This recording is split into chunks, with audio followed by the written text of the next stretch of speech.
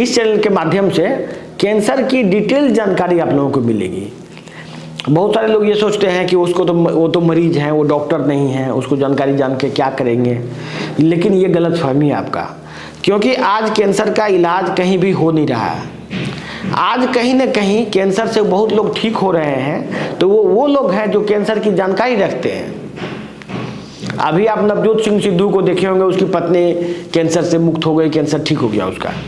कोई डॉक्टर ने इलाज नहीं किया उसका, वो खुद अलग अलग चीज को पढ़ के कैंसर के बारे में डिटेल्स में जान के अपना इलाज खुद किया और वो जान बच गया।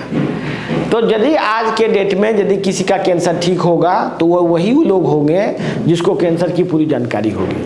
तो आज बात करेंगे एलोपैथिक में सबसे बड़ा भ्रम जो फैलाया गया कैंसर के बारे में, कि कैंसर एक जेनेटिक बीमारी है। कैंसर को क्या बताया? जेनेटिक बीमारी है। जबकि कैंसर का जेनेटिक बीमारी होने के लिए 2 ठो तर्क दिया गया इसमें, और बोला गया कि प्रोटोऑन्कोजीन और ट्यूमर सप्रेसर जीन, ये 2 जीन है। जो मतलब जीन क्या होता है कि डीएनए जो होता है आदमी का, डीएनए का ही स्ट्रक्चर होता है जीन। जो बीमारी बोलते हैं जेनेटिक, जीन से होता है, मतलब बीमारी जीन में प्रेजेंट है, उसके न्यूक्लियस में प्रेजेंट है, तभी उसको जेनेटिक बोला जाता है। तो उसके लिए 2 ठो जीन बताया, एक प्रोटोऑन्कोजीन, एक ट्यूमर सप्रेसर जीन। तो कहा गया कि प्रोटोऑन्कोजीन और ट्यूमर सप्रेसर जीन हर एक बॉडी में, हर एक सेल में होता है, लेकिन इसी में म्यूटेशन हो जाता है, इसी में कुछ डिफेक्ट आ जाता है, जिसके वजह से कैंसर हो जाता है। तो इसी सिद्धांत पे अभी भी इलाज हो रहा है। जितना भी एलोपैथिक में इलाज है इसी सिद्धांत पर है। तो इस सिद्धांत को टेस्ट करने के लिए बहुत सारे वैज्ञानिक आए। उन्होंने इस बात को टेस्ट करने के लिए अलग अलग एक्सपेरिमेंट किया। जैसे कि सेल के अंदर, जैसे कोई सेल है, सेल के अंदर का न्यूक्लियस, क्योंकि न्यूक्लियस में जीन रहता है, न्यूक्लियस को निकाल के दूसरे सेल में डाला गया जो नॉर्मल था। तो पाया गया कि न्यूक्लियस में बीमारी नहीं है, सेल के न्यूक्लियस में बीमारी नहीं है। इसके लिए जो क्या किया गया कि एम्ब्रियो जो बनता है, एम्ब्रियो बनता है तो क्या होता है, 2 सेल, एक सिंगल सेल एम्ब्रियो होता है, जैसे जायगोट बनता है, जायगोट से एम्ब्रियो बनता है।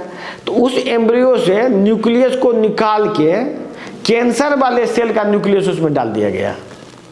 इसके बाद देखा गया कि वो कैंसर के रूप में नहीं बढ़ रहा है। बात समझ में आया? तो यदि ये न्यूक्लियस में बीमारी होता तो उसको उस बीमारी उस पर ट्रांसमिट होता और वो जो सेल है कैंसर का सेल बनता। तो ये साबित करता है कि न्यूक्लियस से कैंसर ट्रांसमिट नहीं होता है, मतलब कैंसर जेनेटिक डिजीज नहीं है। कैंसर क्या है? कैंसर जेनेटिक डिजीज नहीं है।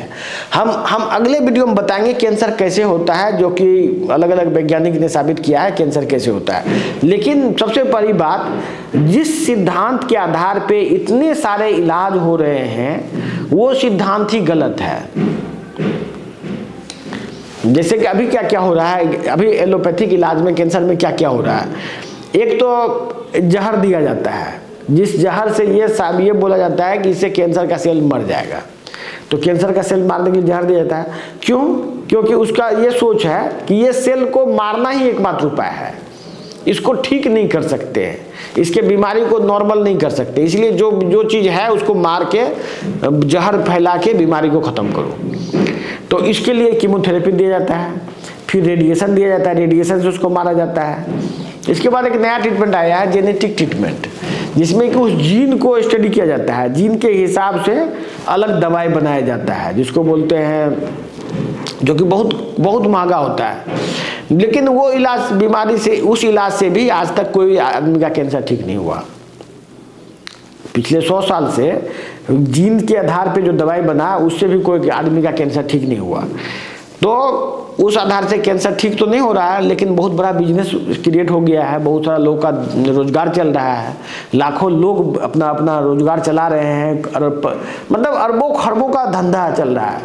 लेकिन जिस आधार पे ये बनाया गया है ये सिद्धांत, ये सब सिद्धांत ही गलत है, जो कि अलग अलग वैज्ञानिकों ने साबित किया है।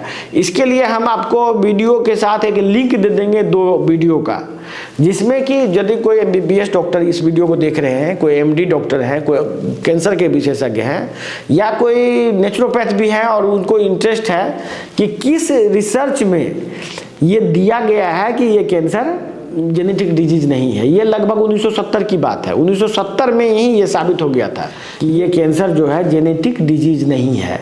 ये जो डिजीज है इसको बाद में एक डॉक्टर वारबर्ग करके एक साइंटिस्ट है जो कि 1970 में ये साबित किया कि ये रेस्पिरेटरी सिस्टम का बीमारी है, ये मतलब माइटोकॉन्ड्रिया का बीमारी है।